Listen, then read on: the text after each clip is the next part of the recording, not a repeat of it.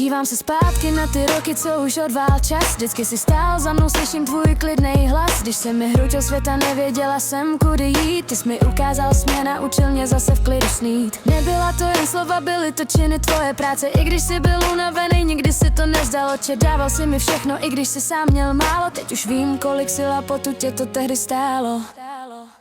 Díky, že jsi byl tou skálou, o kterou se můžu opřít. Když přišla bouře, ty jsi mě nenechal v tom dešti zmoknout. Za každou tvou radu, za každý tvůj pevný stisk jsi můj hrdina, i když o tobě nepíšou žádnej tisk. Díky, tati, že jsi tu pro mě vždycky byl. Všechno, co jsi mi dal, v mým srdci navždy zůstane.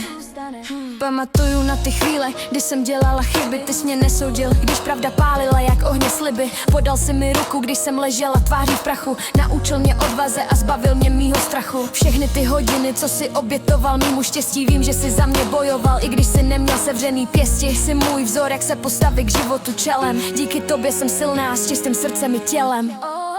Díky, že jsi byl tou skálou, o kterou se můžu opřít. Když přišla bouře, ty jsi mě nenechal v tom dešti zmoknout. Za každou tvou radu, za každý tvůj pevný stisk jsi můj hrdina, i když o tobě nepíšou žádnej tisk. Díky, tati, že jsi tu pro mě vždycky byl. Všechno, co jsi mi dal, v mým srdci navždy zůstane. Dneska tu stojím a chci ti to říct přímo do očí. Svět se s náma dál v bláznivým tempu roztočí, ale já se nebojím, protože vím, kam patřím. V tvých stopách vidím cestu, kterou teď sama kráčím. Chtěl bych ti vrátit aspoň zlomek té tvý lásky, vyhladit ti z čela všechny ty starosti a vrásky. Jsi nejlepší chlap, jakýho jsem kdy v životě znala. Jsem vděčná, že jsem právě tvou dcerou se stala.